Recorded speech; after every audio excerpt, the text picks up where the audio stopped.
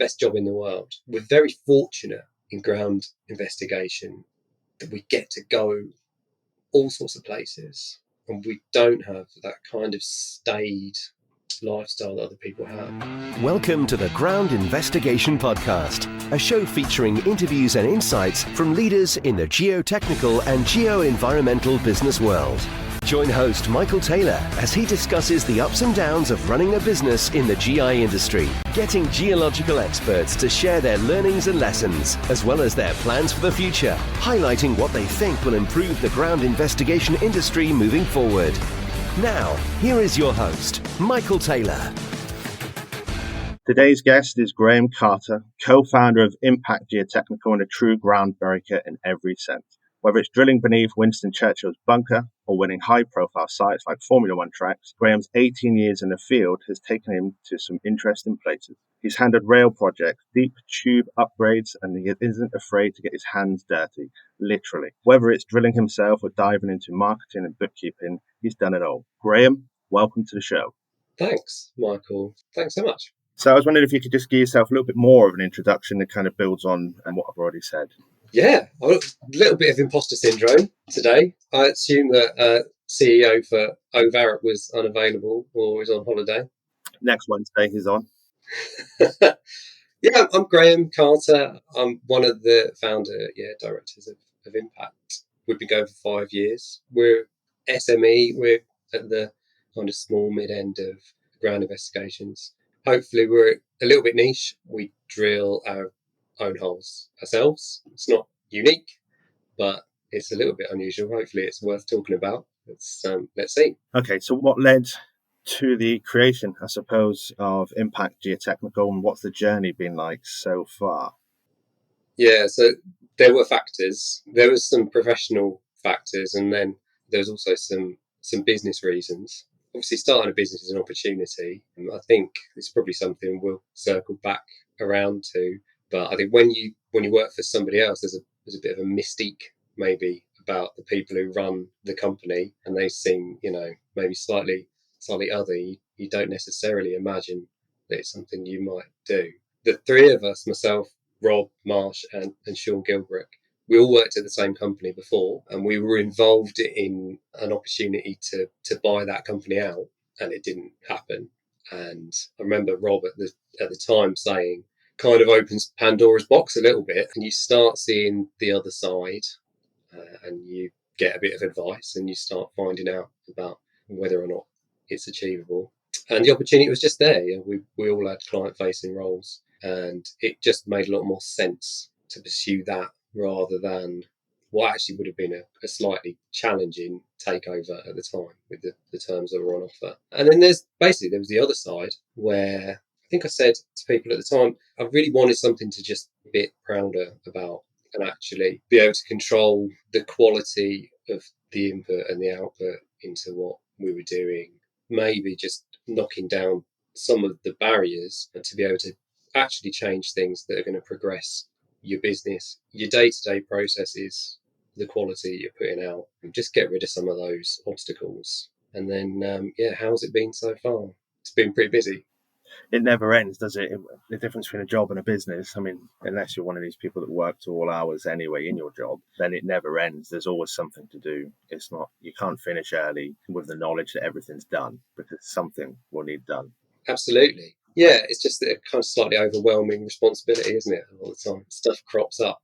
I think you have to sometimes. I always describe it as I've got to get it off me. I've got this stuff. It'll start heaping up, and you just think, oh god, that's.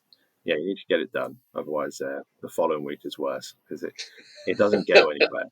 You just make mistakes and things get missed, and then it causes problems even further down the line. So in terms of the roles, I mentioned kind of the marketing, drilling, and various other tasks that you perhaps wouldn't have been used to whilst being an employee, essentially. What's been the most difficult to adapt to, would you say?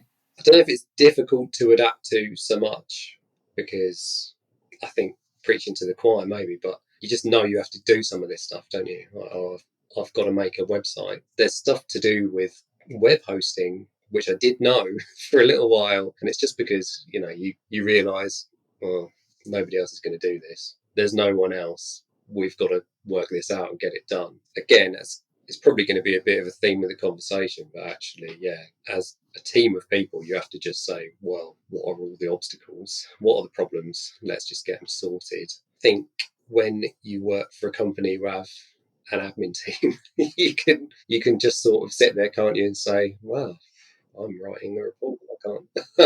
I can't possibly look into this. The thing which takes a little bit of adapting to is actually the change from being maybe a slightly more comfortable role as a consultant who goes out and helps a bit on the tools and maybe goes out as a technician here and there to every day. And the experience of being a subcontract driller and going and, doing 5 different sites in 5 different days and not necessarily knowing what's waiting for you at the other end, not having any real control when you get there over how the day is going to go and what the technical outcomes are, whether or not you feel like you've done enough. That's probably something which I had to adapt to more than anything else. Just learning to keep quiet, keep drilling, rather than saying, "Yeah, but you've got enough here, haven't you?" Yeah, different. Seeing it from a different side. So, how has diversing your skill set impacted on your career, would you say, so far, when you're kind of viewing it through the lens of an engineering geologist? It's a good question. I think before we started looking at setting Impact up, I was working through my chartership and I was in a bit of a phase where I was getting really interested in pushing CPD. One of the aspects of the company that we came from was they were pretty successful, in their own marketplace. They weren't necessarily all that focused on things like professional development, on quality. I'm sure that there are lots of companies who, if they kind of drill down into their daily processes, would probably, it's a similar thing. You just get on with what you're doing. You make sure everyone is out on site and the jobs keep coming through the book. But yeah, I'd gone through a bit of a process of actually going up to Geotechnics, who were very much, certainly at the time, were very much the opposite. And I was working my way through their kind of professional development scheme that they had, and coming back into the company I was at, and then working through exactly the same process, maybe with more junior engineers, and looking at professional development as a really kind of key career aim. I'm looking for the words here. Don't seem too bad. It wasn't thrown out the window, but it isn't something which you can necessarily focus on within the organisation that we've got now.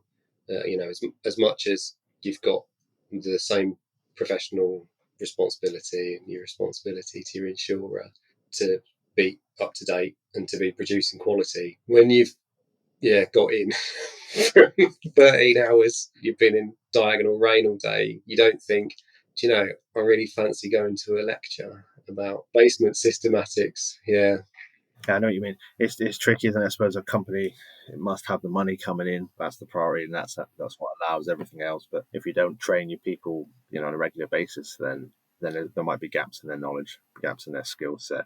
Yeah, absolutely. Yeah, I think actually it's probably a big challenge for a lot of small, medium companies. It's, where do you pitch it? What's going to be your budget? I think for a lot of the time, it actually, for us, it's not about any kind of reluctance to do these things, or there's some massive budgetary constraint on additional training. It's exactly what we said. It's more about, well, we've got to fit in X number of projects within the next 2-3 weeks, and stuff keeps coming in, and it's just about what do you prioritize in the end. And unfortunately, I'm sure this is probably an experience that a lot of people have, what you end up prioritizing is the stuff you get paid for rather than the CPD. That's it. Sales are king, aren't they? Because without sales, there is no business. It's just you making everything perfect for that eventual one day when you start trading, I suppose. Yeah. So, in terms of how it started, so when you and your partners started the company, was there original business plan? How's the kind of vision evolved over time in the last 5 years? There was, yeah. Yeah. I think we maybe originally set out to be ever so slightly smaller than we are, which seems like an odd statement because there's not many of us. But originally, the business plan that we had was around being able to reproduce what we were doing on a fraction of the budget, and without the need for kind of ancillary team members. So without a bookkeeper, admin staff, and separate technicians to do it better. What has changed because we've obviously just reached the end of the first 5 years, and we've been able to kind of review how we got on. What changed really is you have to move with the client interest. The stuff which you actually end up finding yourself doing, clients that contact you, particularly rail's a big thing for us, and making sure that you can put yourself in a position where you can work for these companies you want to work for. So you do end up working through, for example, risks accredited for the rail industry. Working through risk is not something which we'd necessarily consider that we were going to be doing at the outset, but you have to just shift focus. You have to make sure that everybody's adequately trained, that you've got the right accreditations. In some ways, we were quite lucky because we'd actually set up some of the infrastructure for the business at the outset, even down to, things like insurance levels and things. We were kind of set up. So it wasn't a huge leap, but we've had to move the focus at times in order just to accommodate different opportunities that arise. And I think that's probably natural in the first 5 years of any company. Yeah, I think it is. You've got to go where the demand and the money is, whatever you start out as. If someone's going to pay you more to do something else and it's more profitable, then it makes sense, doesn't it? So would you say that Impact Geotechnical is kind of being created to be more of a lifestyle business than a growth business, I suppose? Who's running a lifestyle ground drilling operation? I'm sure that people will be up in arms. Of course we are. Yeah. So kind of like, hey, get yourself a nice wage out of it. But of course, if you take time off or you're, hit by a truck, then company stops trading, doesn't it? Absolutely. Yeah. Actually, there's a little bit of catch-22. At the size we're at, we have to basically keep going. If you say we've shut down for a week because everyone's on holiday, then people will very happily come and take on the stuff that we're doing for, particularly where it's drill only work where we're just coming in as a contractor. We're very conscious that we haven't got enormous capacity. So yeah, hopefully one day it'll be a lifestyle business. Let's see. How many is that? So there's 3, as far as I can tell. Is that right? Is there 3 working in on? Yeah, there's 3 of us who are directors, and then we've got one member of staff is somebody we worked with before, and he was at one of our clients when we first set up. We were able to persuade him and not upset the apple cart too badly, which has been great. Obviously, it's a challenge. So he's senior geoenvironmental engineer for us, and he's an experienced engineer. And he's got the same challenge as everybody else, which is, finding that route through actually doing slightly different stuff. Like he and I were out just smashing holes in a car park last week, digging trial pits, and he's done a brilliant job of being up for all the little, idiosyncrasies that we have in terms of efficiency and quality, and just getting on board with how we're doing things, which is maybe slightly less comfortable and conventional than his life was beforehand. Yeah. Sure. So you mentioned efficiencies there. So do you have any particular approaches, kind of operational efficiencies, strategies, any tools that you use? Yeah, a little bit of OCD, I think, creeps in there across the business. I think there's a big thing for us, which is about teamwork. And we have all worked together for a long time. And I think it's one of those things that you never say out loud. But one of the reasons that we can be efficient is actually we know the score. We know that we're working towards something which is hopefully going to be better than where we were to begin with. I think also we've always worked in a bit of an atmosphere where we're quite happy with the fact that we're maybe not doing things in the best way that we can. That we can find an easier path, a quicker route. There's got to be a better way. And that goes all the way from actually exactly what order do you do everything around a drilling rig. And then it goes up to, okay, yeah, paperlessness. How are we going to achieve this? We haven't got an office. We worked in a company where there seemed to be this constant battle with where are we going to store all the paper files. And we were lucky enough to set up in a time where there's no need. There just isn't a need for paper filing. And so really from our inception, we looked at every process that happens along the course of a project. And actually, I think there'll be plenty of people listening who will acknowledge that there actually isn't that much paperwork involved in a ground investigation. And if you pare down and if you make things electronic, if you use the forms feature in Adobe, and if you have the right piece of software so that all of your bookkeeping can be electronic and your receipts are handled from your phone, all the tools are there now to actually just make things nice and streamlined. And I think even if you look at the, like the market leading login software is now all remote access and it's on tablets, it's all electronic. And essentially what we've done is just looked at, well, what tools were we already paying for?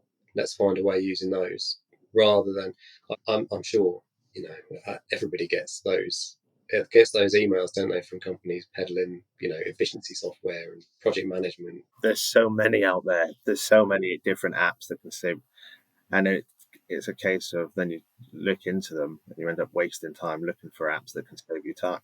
There's so many different things you can choose now. It's the choices overwhelming, I think. Yeah, and I just think we've said this a lot. Going through the process of becoming risks accredited, the sheer number of forms that there are.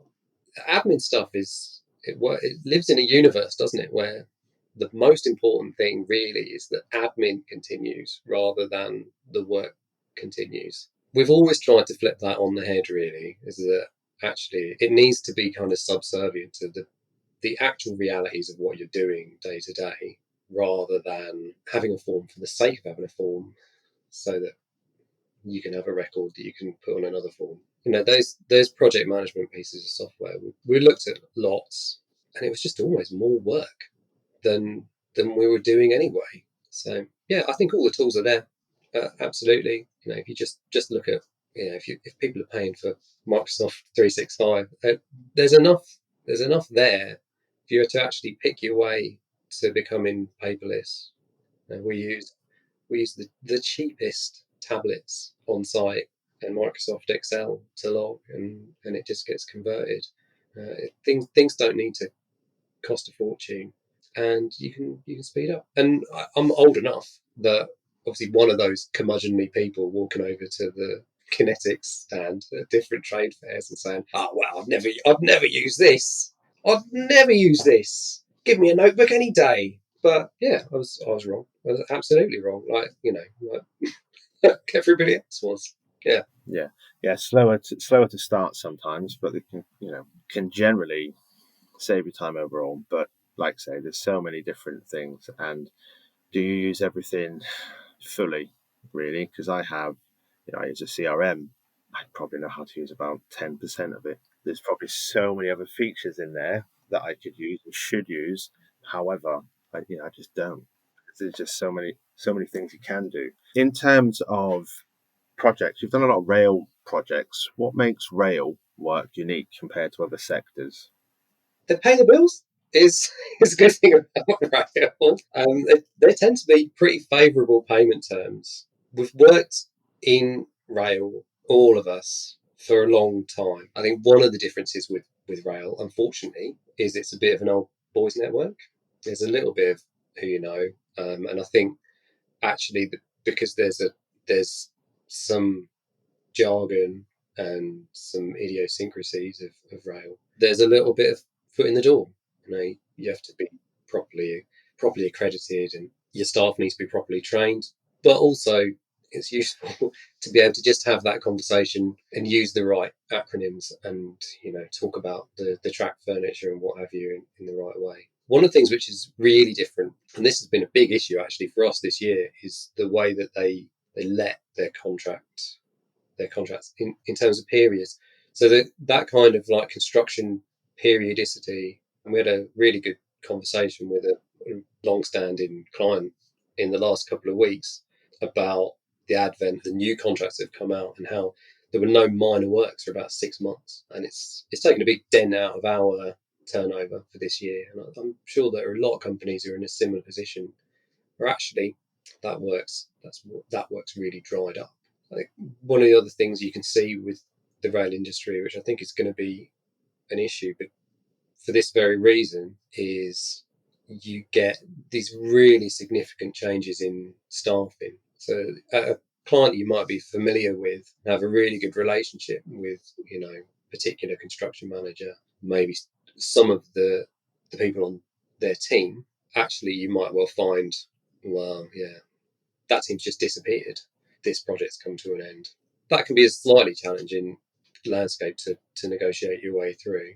The other thing it's worth touching on with rail is Transport for London. We've been quite lucky to do quite a lot of Transport for London work, especially considering we're quite small. One of the really key differences with Transport for London is how they manage their geotechnical data and their geotechnical assets. And I think actually, whilst I don't think they shout about it very much, they've got a real kind of industry leading approach to the data set that they've been able to produce. And actually the way they do it by taking quality as the primary measure for their interest in ground investigation data, rather than let's just get some holes knocked out. I think it can be hard work on projects like that. And I think quite often rail projects have a bit of a bad rep because, yeah, you need tickets. There are hoops to jump through. Sometimes you get there and you just don't do anything for 2 hours. People don't necessarily enjoy the conditions. But if you like I say, particularly with TfL, if you look at what they're actually doing and the way that they've approached their projects, it's quite interesting. It's quite refreshing to be a part of. Finding the right staff is hard, really hard. At GI Rec Limited, we understand the ground investigation market inside out and can make all the difference to your recruitment woes. You need to concentrate on running the business, which is very difficult to do without the correct number of qualified staff. We can help you get your time back and lower your stress levels. We only work with talented, referenced, and often entirely exclusive candidates across the ground engineering sector. Wouldn't that be nice? It's not a dream, it's a reality for many of our happy customers. Get in touch with the team now to book a call. Just email info@girec.co.uk to book a call, or click the link in the show notes now. So you mentioned about them changing round or kind of the data. What do they do differently, would you say? They're one of the last examples where a publicly owned body have kept a team of specialist geotechnical engineers. If you compare it with how Network Rail manages their earth structures, and I know that Network Rail are in a period of review for how they're going to manage earth structures after obviously some really unfortunate incidents that they've had, they're able to just take ownership of all of the data which is produced across all of these different assets that they have. As much as anything, it just gives you a complete picture. If you centralize all of the data that you're producing on all of these different investigations and you do it in a sensible and controlled way within a small team, then you've got an opportunity to actually, to produce real high quality. Like I said, the way that in which they focus on quality within the tender process, I think is really important. Because actually, and there's a lovely contrast there with Network Rail, where the tendering process for ground investigation contracts on Network Rail doesn't involve any ground investigation companies. It's done through major civils operations, who then will choose companies based on their own criteria. I think actually, in order to go and work for Transport for London, you need to put yourself forward. You need to go and show the merits that you have in order to go and work on the network. In terms of your capacity to complete a good quality GI, not delivery criteria for major works projects. Fair enough. So in terms of the project sizes, what are the typical sizes and activities? And are you aiming to take on any large or more complex jobs in the future? Yeah, what are the typical sizes? Do you know, actually, a little while ago, I worked out the average project value. I think it's not it's not very high. We've got a really nice spread, I think is what I'll say. The whole idea when we set up was to be able to compete across the industry, obviously within reasonable kind of bookends. So we've got plenty of work, which is a day's window sampling, and then we will go and work on projects up to a week's worth of work and a few deeper holes, plenty of window sampling. We do structural investigations, which are nice, and they're good. They're quite a lucrative little arm of the business for what's actually quite an easy factual deliverable. It's really really good thing that we got into, and again, it came from the company we were at before and experience that we had. It was something that we felt really comfortable being able to get established and push forward to clients. So there's a really nice range, and actually from any given week, we'll have 2 or 3 projects of different sizes running at the same time as one another. We'll just look at we can look at the last week, and actually we had, like I say, 3 days trial pitting in a car park, and we finished that off with some rotary boreholes over in Hastings and some window sampling. That's kind of phase 1, phase 2 geotech and contaminated land investigation. But then we're also at the same time we're off doing a couple of little handheld winter sampling jobs for different clients. So there's a really real nice variety. Yeah, I was going to say there's a good variety in duration and size of the project then. So do you actually do the drilling yourself? Yes, and like I said, where we were before, we had experience of using the drilling kit, and my business partner Rob had come from the early part of his career at soil mechanics, and he'd always been very hands on. So actually, it was just something that by and by we always got into for different reasons, which I won't go into, but quite often we ended up having to do our own drilling. I'll let people kind of fill in the blanks there. So using the equipment was something we were comfortable with, and it was a natural progression. It's better money if you go into your own drilling, isn't it? Why would you pay somebody else to come and do it?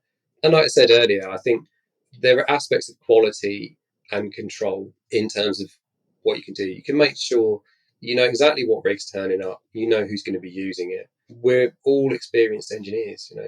We can have a nice conversation about what the engineering objective is with somebody who's going to be drilling a hole, and you know exactly their level of ability, and you can have a proper conversation about what are we actually going to write in this report. To be able to walk over to somebody on the handle and say, "What do you think? This is what we've got so far. Where do we go from here?" And it underpins that idea of it's teamwork. Everything is about that collaborative effort.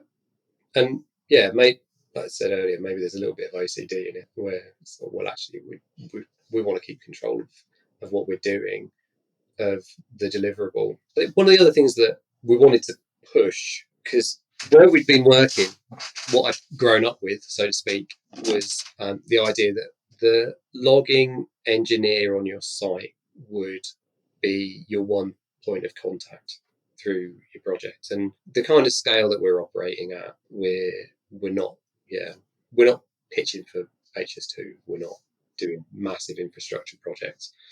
It's a big advantage, I think, for most clients to be able to have a point of contact. And actually, I think if you can extend that through to the point where you know exactly who's going to be on your site, and if you've got regular clients and they'll visit you, not only do they know who you are, but they know who the rest of the team are that are on the site as well. And we've got plenty of repeat clients who will actually come out to a site on a visit and be able to have a little chat about other projects that they're working on, maybe with somebody who's actually that day just digging trial bits or supervising a soakage test. And I think there's a real advantage for us there, where not only can it take the heat off of somebody who's maybe got to log a couple of window samples and is a bit behind, but also in terms of the experience that you can deliver to your client.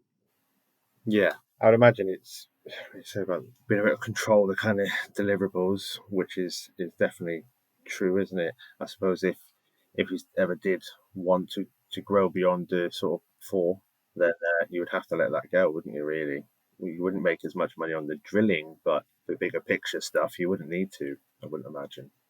I don't think that any of us got into it with ambitions of being a massive outfit, because it does start to snowball away from you a little bit as soon as you, like you say, as soon as you're having to employ, 4 or 5 different new staff within a short period of time just to try and keep up with workload, it becomes a whole different management challenge. Yes, and I think for you guys, employing someone with more experience rather than fresh graduate, I don't think would make sense at this point. Because especially if you're out in the field, you want someone that can, I suppose, hit the ground running, which is what everyone says straight away, don't you? If you do, Yeah, we do. Do you know what? I've said to a lot of people that really what we want is somebody who's versatile. I think there's been some really positive moves in terms of education.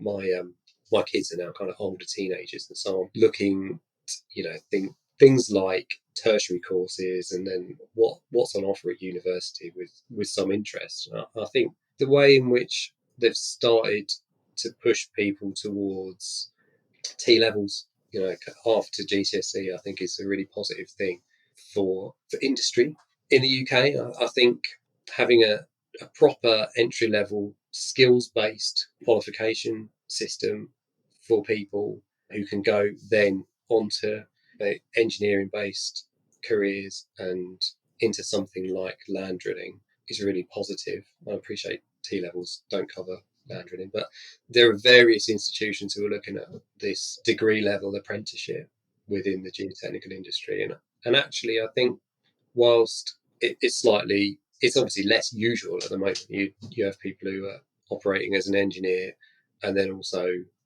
hold an MVQ, drill their own boreholes. There isn't really any reason why that job role couldn't exist. And I think if we're gonna look at the industry through the lens of the kind of improvements in quality that they've been talking about, certainly for the last 15 years, when you think of the furore that there was over U100 samples when they released Eurocode 7, actually, it was a storm in a teacup. And I think the message got lost there, which is, well, can't we just try and standardise the quality, get it a bit higher, and then work with better data?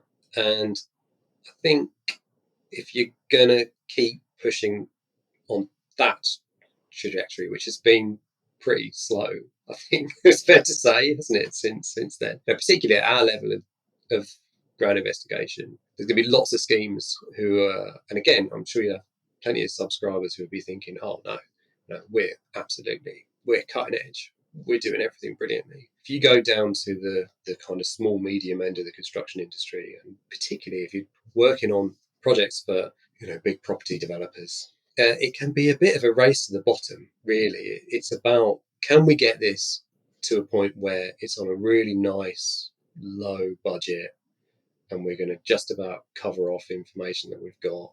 You can be sometimes working with scraps on projects like that. And I think the more that you can actually build that kind of some level of engineering experience into the site teams is better. And I'm certainly not eulogising any kind of idea that we need to get rid of drillers.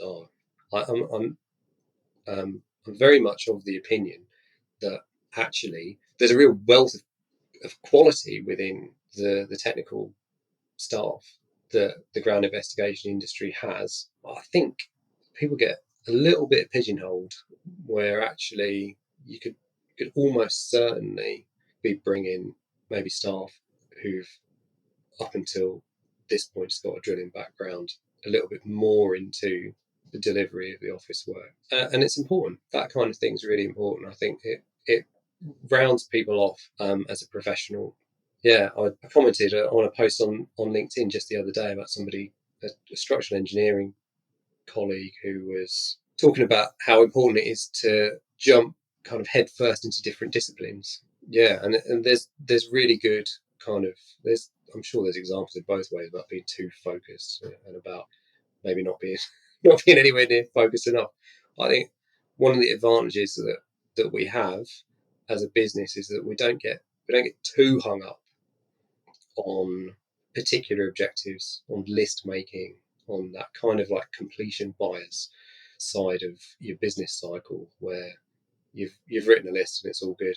You have to be quite flexible. And one of the key things there is having people who are flexible enough, but you have to give them skills and the confidence to be able to just run with it, to not feel like they're going out on a particular day and not having a clue what's going on and not wanting to get involved. Those kind of hybrid roles they're going to be absolutely important for us going forward. I think again, this is a LinkedIn thing. I think I posted about that a few years ago when we were just going through the MVQ process, and how important that for us, how important that's going to be as a business, because in order for us to support a member of staff at any level, I mean, you're right to say that it would be helpful to have somebody with some experience, but you do have to find an engineer who wants to come and work as a technician and dig a trial pit. Yeah, I'm sure some of them must be out there, but the conversations that I will have personally with graduates is kind of, I don't want to work out on site, I want to go straight into the office, which doesn't work for most of my clients anyway. You can have the really large companies that can do that, but for the more SME type companies, it's a bit tricky. You need someone to be out on site most of the time, and of course, if you've never been out on site, where are you drawing your actual experience from?